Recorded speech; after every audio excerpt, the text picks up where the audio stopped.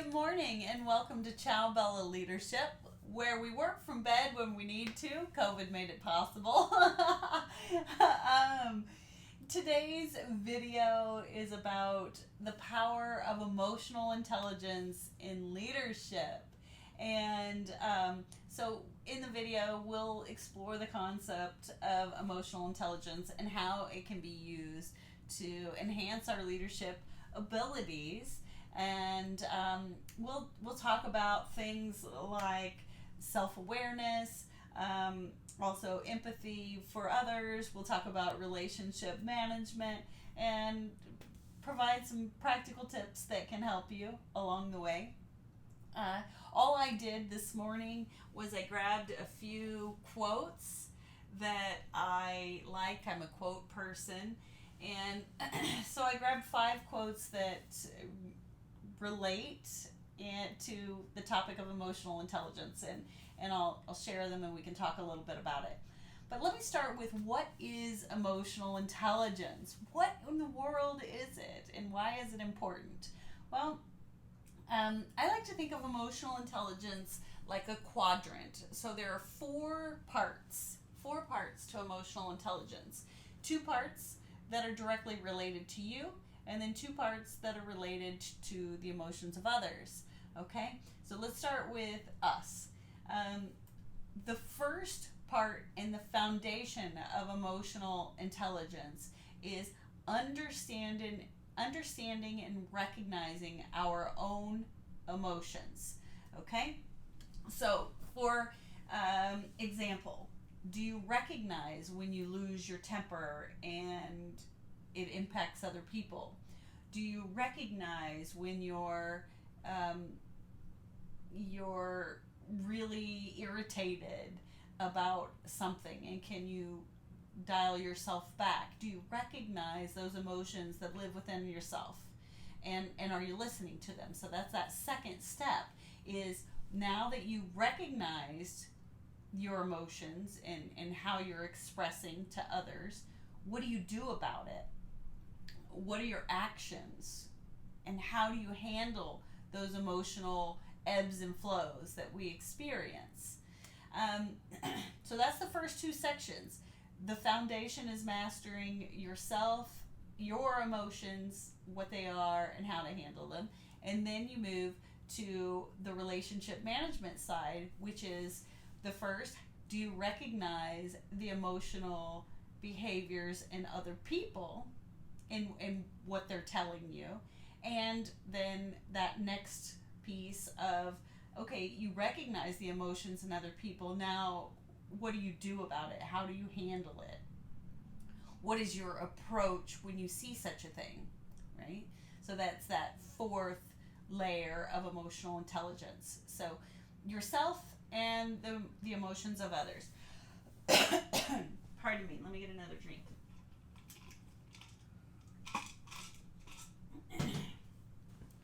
For me, I'm a highly emotional person, so emotions have been something that I have paid attention to and studied since I was a young person. I experienced some bullying and things like that in school, and I don't know if that made me more emotional or if my emotions were already on high, and that was just an experience that it got me started out of the gate thinking of emotions when I was a young girl. And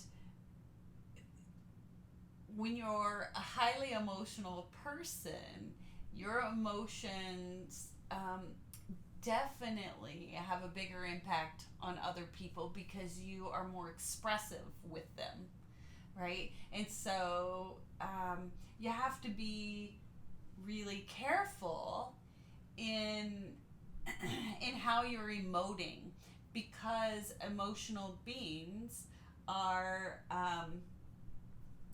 well, let's see, what's the word I'm looking for? Maybe more animated with their emotion. They're more present or forward with their emotion. They're surface level. You can see our emotions on us, for those of us that are emotional beings. And other people, the emotions are a little harder to read, right? You don't necessarily know what they're going through. They kind of keep it hidden a little bit.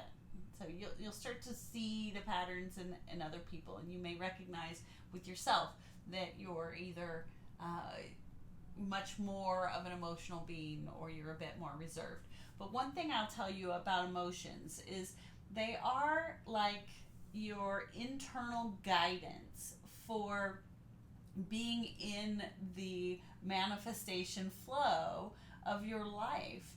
And so imagine it like a self-driving car, okay? And it's got the features on it that will keep you between the lanes without hitting other cars. It will help you park so you don't have to do it. The car has all of these features built in. And it's got these alert systems, and if you've driven a self-driving car, you know that the steering wheel vibrates just a little bit as it's getting close to one of the edges, and then it'll move itself back into the lane. So it just has a slight vibration feel in the steering wheel. Well, our emotions in our body are similar to that. So when you're experiencing stress or anxiety or fear or anger or any of those emotions, they're telling you that you need to steer one way or another, okay? Those uncomfortable emotions, those are triggers, just like the steering wheel on the self-driving car that starts to vibrate, that tells you, okay, you're drifting over toward the edge of the lane. Your emotional outburst or your emotional feelings that you're having at that time, those are telling you that you need to course correct, that you need to veer a little to your left or a little to your right, whatever it is. So you have to really think of, what is this emotion telling me? Why am I having it? Why do I have the urge to throw my computer through the window, or whatever it is in that given moment? It's bigger than just that simple task, right? So you have to identify the task and what it is within it that's stressing you out or causing you anxiety or whatever it is. Okay, so let me go to this first quote that I have. Your soul is the essence of who you truly are. It's timeless, ageless, and eternal. Okay, so I love this quote, and for me, it's so you can see. I don't know if you can see this. It's like a Little Mermaid kind of view, and for me, it's really highlighting that our true essence stays the same in our life. We cover it up with all of these social conditions, and we shrink ourselves. We shrink ourselves for the benefit of other people, and how should we act in this situation, and we really, really try to navigate in the world the way the world wants us to navigate. And we also need to remember that we are here living this life journey for a very specific purpose and person. There you go, that works. That was a Freudian slip. Too funny. Anyways, I digress. I got my Freudian slip threw me off. Okay. Okay, back on track. Okay. Where was I? What was I saying? Okay, our true essence. We try to be small, to shrink to societal norms and to do things the way that other people want us to do them, because for whatever reasons. We want to fit in. That's why we do it. We want to, we are pack animals in a way. We are a social creature. The human race is a social race. And with COVID, we've all isolated and kind of went into our own spaces and been able to do more of this internal processing. But the truth is, we are social creatures by nature. So we're kind of turning back outwards a bit refreshed from this, having taken a deeper look at who we are, who do we want to be in comparison to who we were being, and we're polishing that practice and that presence. And the best part of it is just remembering to be yourself and to give yourself grace. And if you break down crying in a meeting, okay, well, maybe other people in the meeting needed to see you cry, needed to see that their tactics and their techniques are maybe a too in your face. Or maybe you experienced someone's anger and their rage, and you needed to see that for whatever reason. We are magnetized to the experiences that we need to be seeing. It's the reflection, it's the mirror. So while handling and addressing our emotions are really, really important, getting caught up in beating yourself up over and over and over again for emotional expressions is definitely not the way to go either. And that brings me to this next quote that I have, which is, the best apology is changed behavior. So part of what I did during COVID, I don't know about all of you, but COVID was tough for me. I had always believed in my ability to do my work from remotely, work from home sometimes, work from traveling sometimes, work from an office sometimes. I just knew that the work that I did was cohesive to that. And then here I was in COVID, where we were sent home to work all the time. And I had just, like, not even a week before that, decided I was going to give it a shot with this guy I had been dating and try living with each other and see how it would work. Well, we had no idea. I mean, both of us traveled for our job. Actually, I traveled less for my more recent job that I had gotten, but he traveled quite a bit for the job.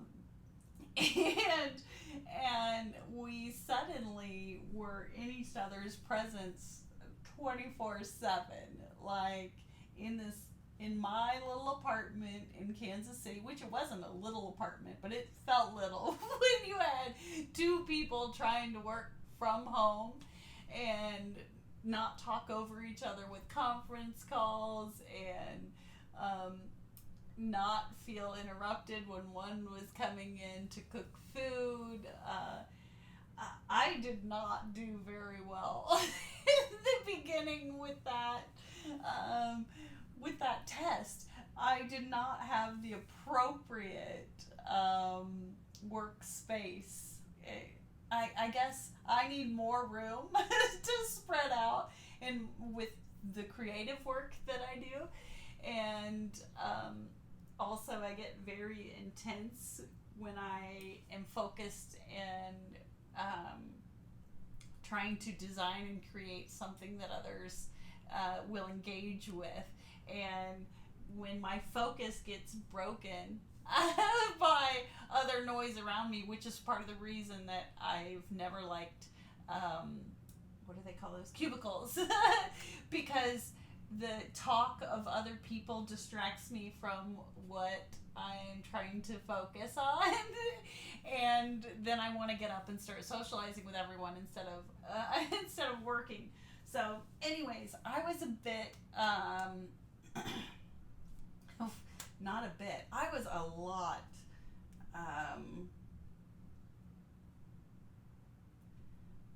direct.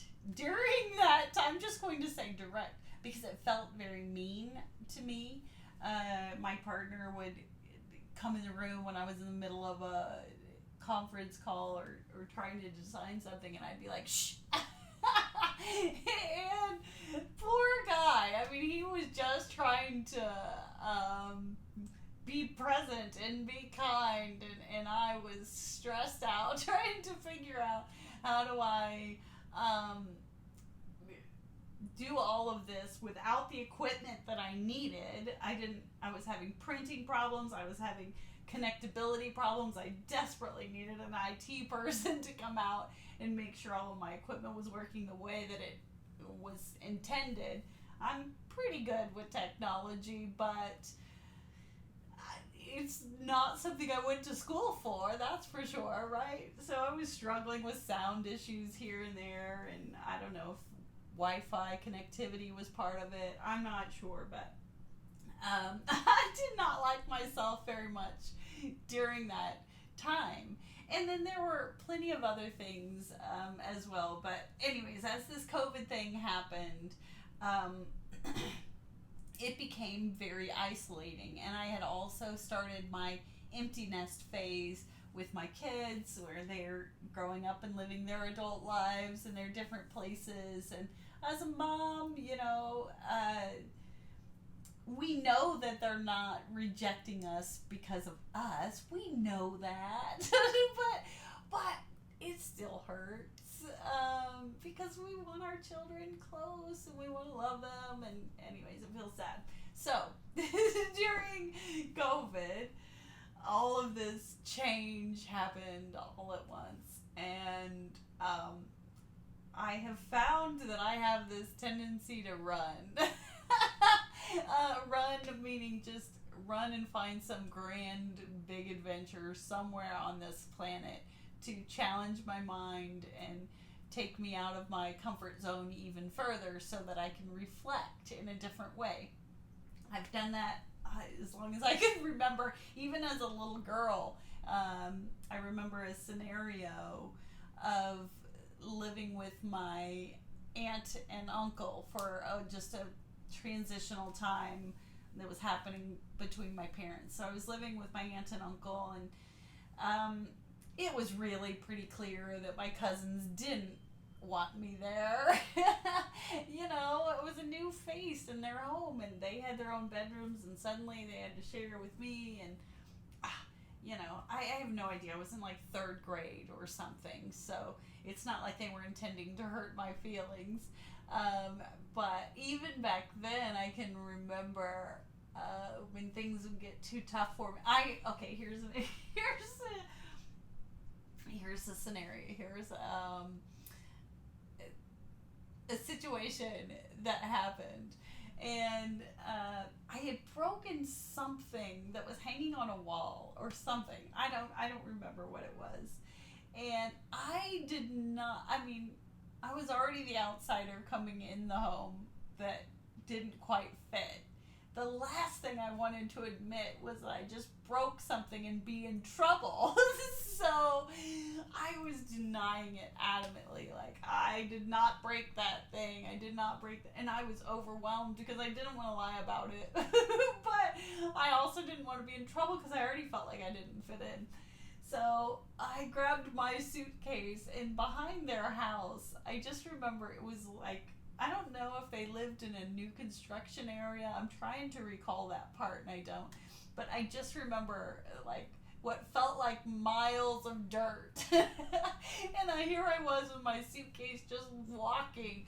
Like, where the hell I was going to go, I have no idea. I was at my aunt and uncle's because that was the only place for me to go at that time.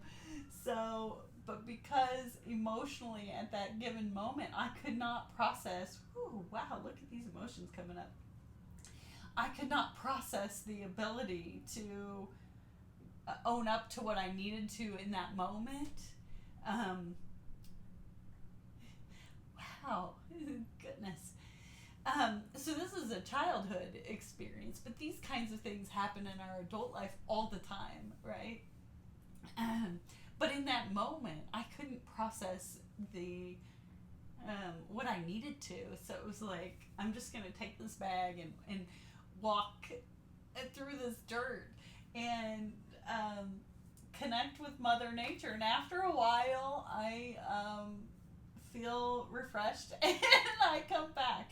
So it's like Mother Earth has always been um, my sacred space, if you will, when I can't handle the emotions of the world around me or the situation. Wow, shoot, sorry, highly emotional person. Here we go. Wow, who knew such a little silly memory would get me like this? Um, when you get to a point where you can't handle an emotion, whatever it is, I found that Mother Earth was my sacred space, and she would always refuel me. And back then, I didn't take my shoes off. Now, I will take my shoes off and try to put my feet connect to the ground and just reflect. And I get answers that way. I get that guidance that I need to help me make whatever difficult decisions that I need. In that case, I don't think I ever did own up. All right, yeah, Janet, just so you know, whatever that was that I said I didn't break as a little girl in third grade, I really did break it. So there we are. I got that off of my chest. Which brings me back to the quote about apologies. See, I digressed. I try not to do too many notes because I go with the flow anyway. But I had times like that as I reflected. I went on this journey after COVID. I escaped. And I put all of my stuff in storage. Just, let's see. How long ago has it been? January. So it's been a little over a year. I don't know. I need to do the math. I keep the last few years have blurred together, and I say multiple times I'm going to do the math, and I haven't done it yet. So I guess it's not too important. But I put everything in storage and decided I didn't know where I wanted my life. I didn't know if I wanted to still live in Kansas City. I didn't know if I wanted to live by the ocean somewhere because the ocean is so refueling for my soul. Water is in general, so whether it's a lake or an ocean, something like that, that's where I imagine myself someday. But I put everything in storage, and I just started hopping around, much like I've always done as a kid. And I would replay moments like what I just shared with you, and it brought on a lot of grief and feeling like I needed to apologize. And in some things, I would say if you feel there's a need to apologize, do so, especially if you feel like whatever your actions did hurt the other person. Then go for it. However, don't feel like you have to make the apology. Sometimes just doing the apology in a written form for yourself is a way to let that energetic block go. So I've also mastered energy. I'm an energy master, Reiki master. And our struggles in life are dark energy that we're holding on to, outdated stories that are not ours to worry about anymore, things like that. And so if you have something like that and you have the ability to go and say you're sorry and release it that way, great, wonderful, do that, absolutely do that.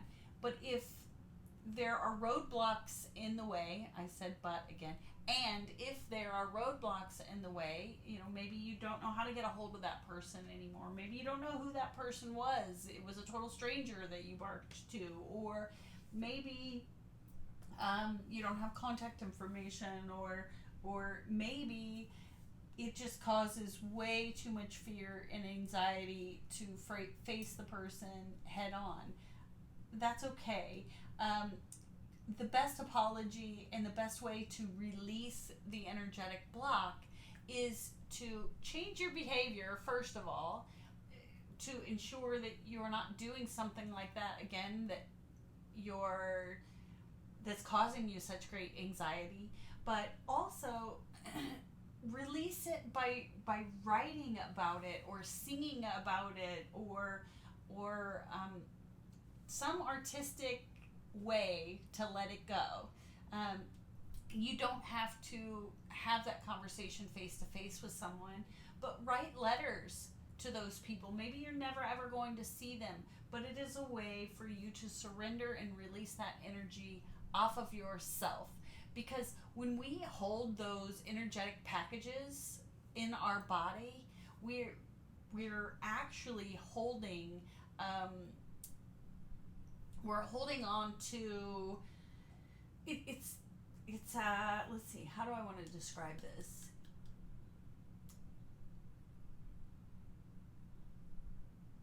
It's almost like a magnet for addictions.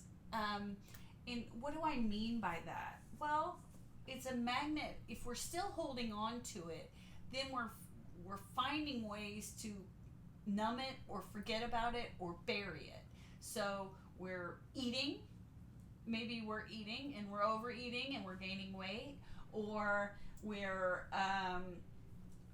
working, we're becoming a workaholic and we're burying ourselves into our work to not address whatever it is, or maybe we're and what I did for a little while was numbing with alcohol, and that was dangerous. Very dangerous. The prescription medications. For a long time, I was going in and getting medications for depression and anxiety and mood stabilizers, and oh my goodness, once I took care of all of my energetic blocks, I got rid of all of those medications, all of my overeating patterns. I eat naturally now. I eat when I'm hungry. I don't starve myself. Some people might think I do. Who knows what they think? I don't. I actually eat a lot. And in fact, I plan to start creating some videos and showing a little bit of how I do. But I've had times in my life where I've overeaten because I was holding on to stories about myself, or things that I had done, or things that I felt had been done to me that I hadn't shed or released. Okay, so make sure you find a way to release and shed those and still be your own person. Here's another quote. The biggest coward of a man is to awaken the love of a woman without the intention of loving her.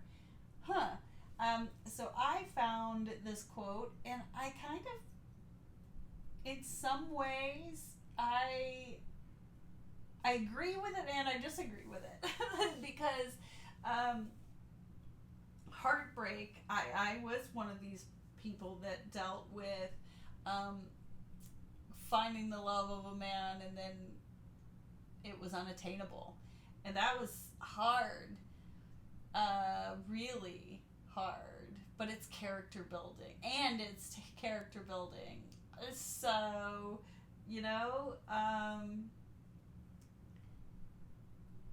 who would I be to blame the other person for that when it gifted me this innate, or this power within me? It woke something inside me that had laid dormant, if you will, and that was this unstoppable force that was triggered by this unattainable love. Right? So, sometimes we can look at our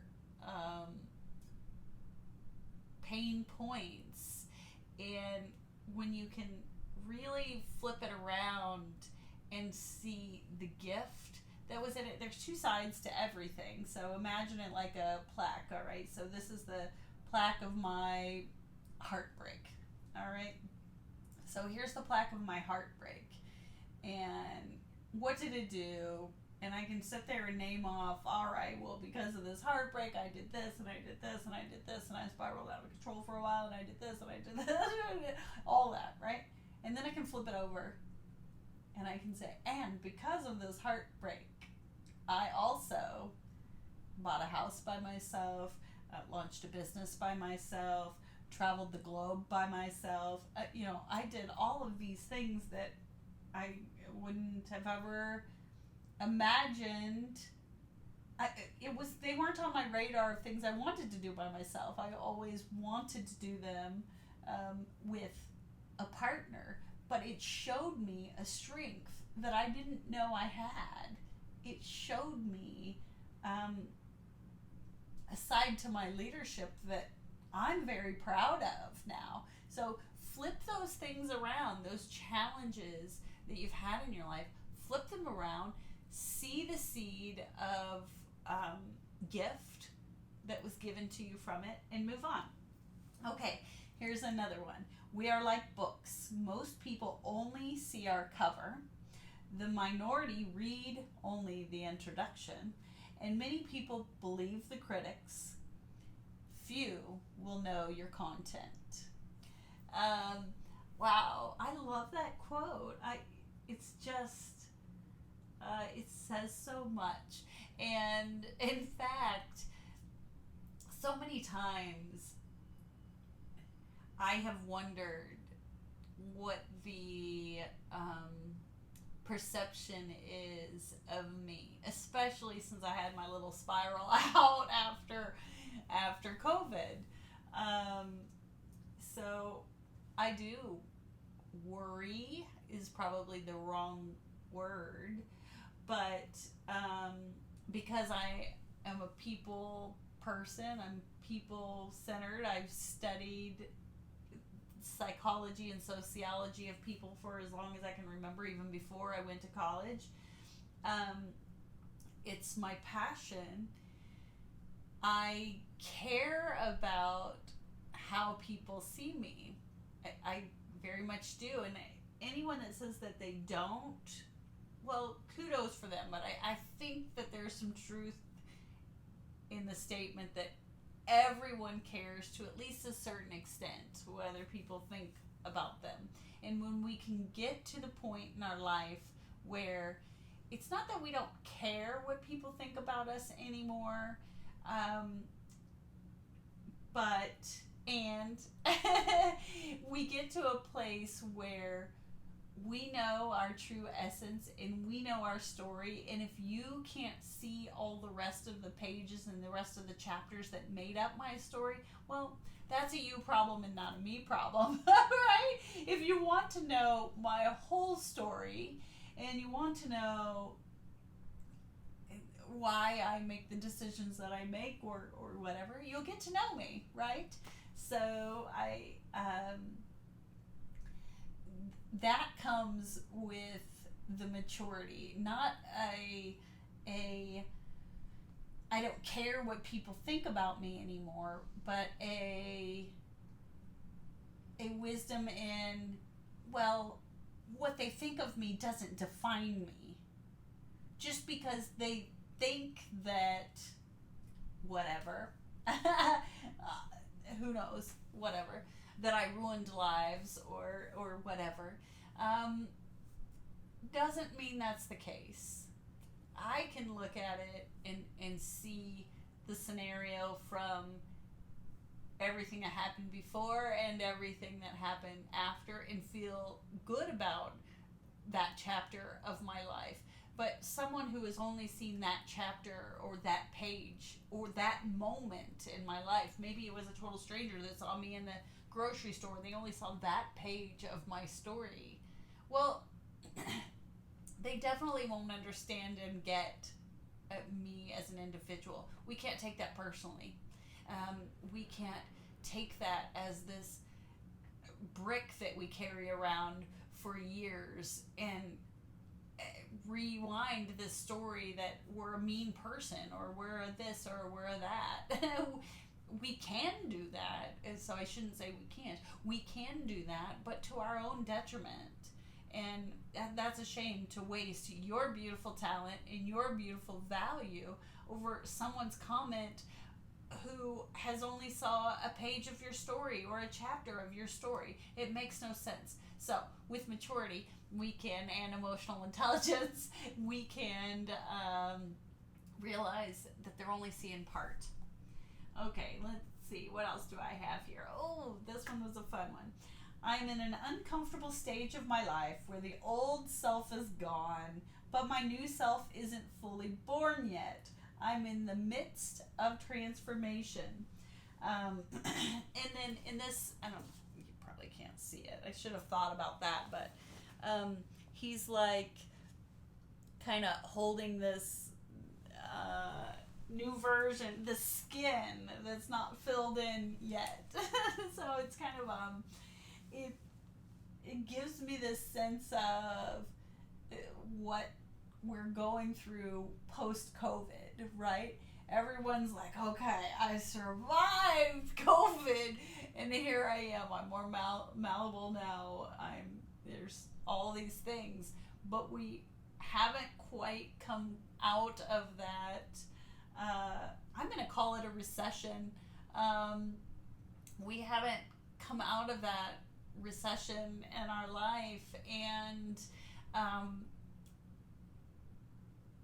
the new way hasn't fully emerged yet. So we're still figuring it out and doing that dance of what does work-life balance look like in today's world.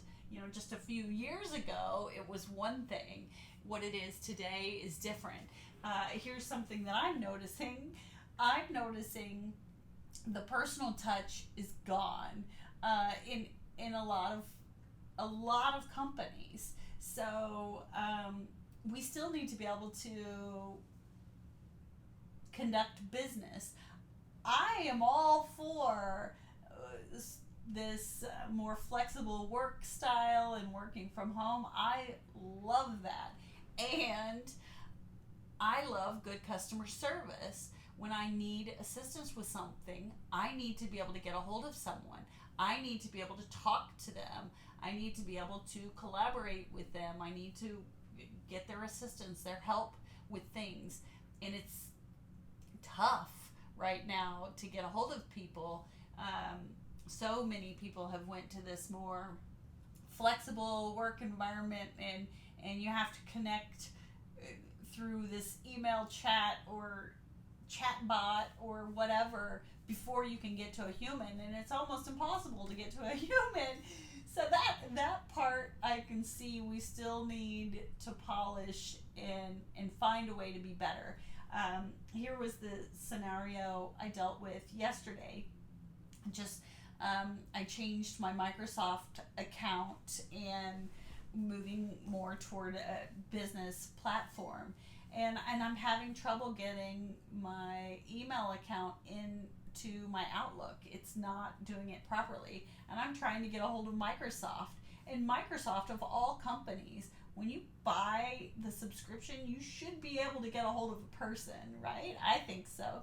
I cannot get a hold of a person. It's crazy. And I'm finding that with lots of little things.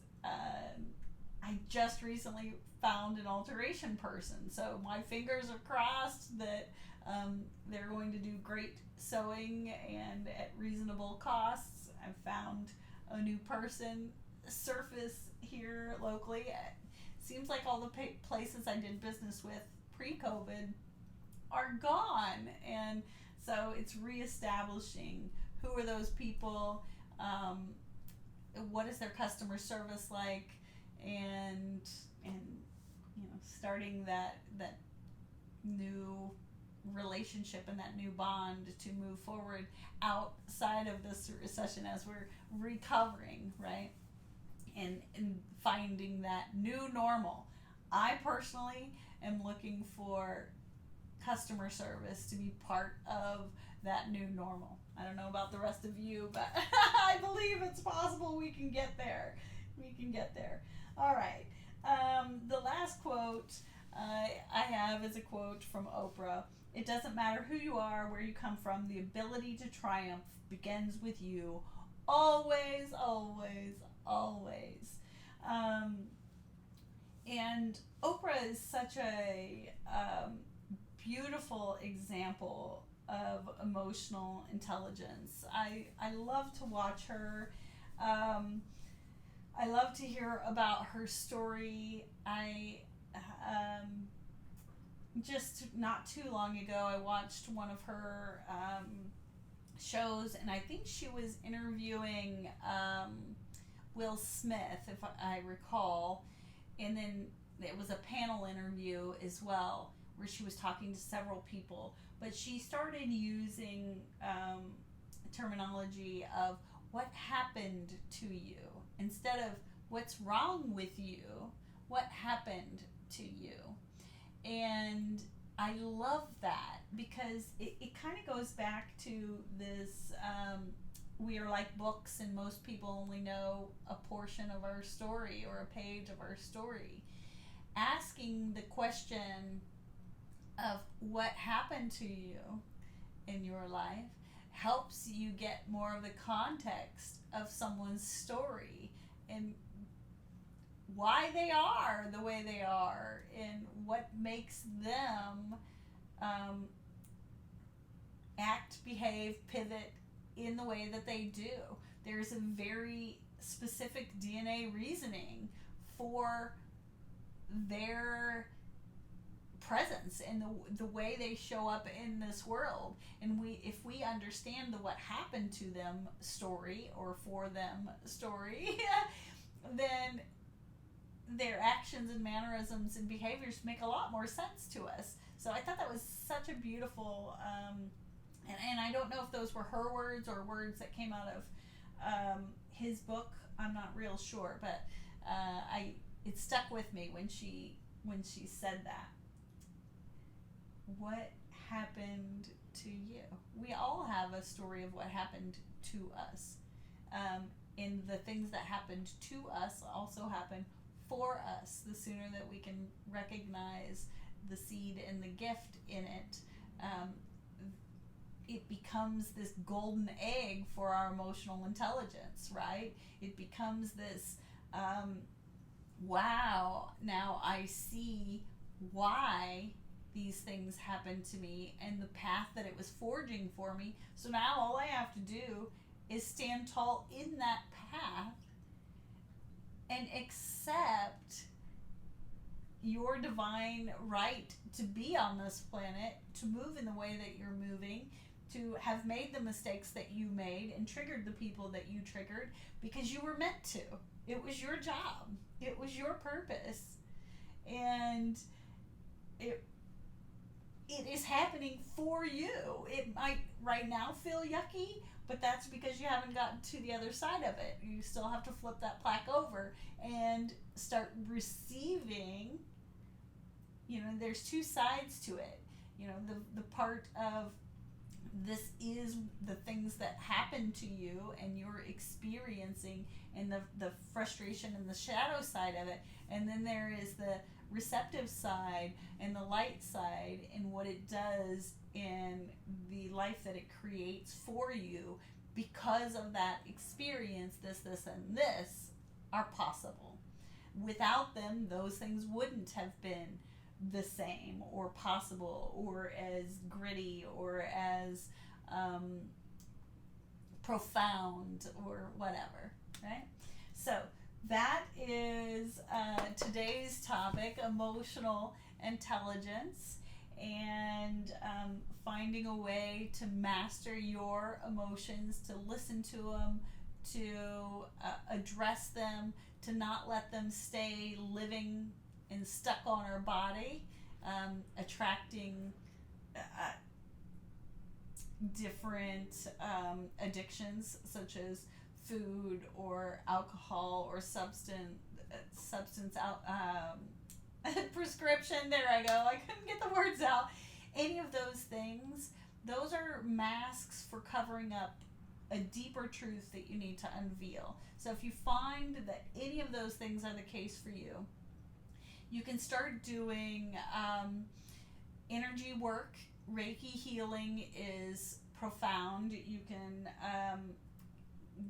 I love to heal through Mother Nature. So going out, walking, try to connect. I watched a video that if you take your shoes off, you can truly connect. That something about the soles, the rubber soles in our shoes don't allow us to get the magnetic frequency from the earth. I don't know, but I'm telling you, it works. I've tried it. So that's a technique for sure.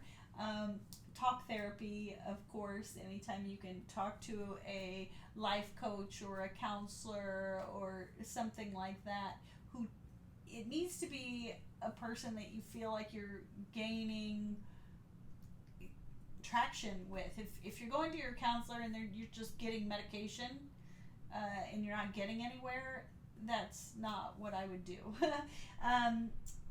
Try art. Painting, writing, poetry, singing, dancing, exercise, all of those are beautiful, natural ways to heal any emotional traumas that you're holding on to that are holding you back in life. So those are some techniques to try. As always, feel free to reach out to me if you have additional questions or would like guidance. I am here for you, and that's all I have for you on this Friday morning. Peace, love, happiness always. Heather here. Please like the video, share, subscribe. It just helps the channel. I'm working to get my channel to grow and reach more people, so the more that you can share the love, the better. All right, take care. Let's see if I can get this button to work. Here we go. Here. I jinxed myself.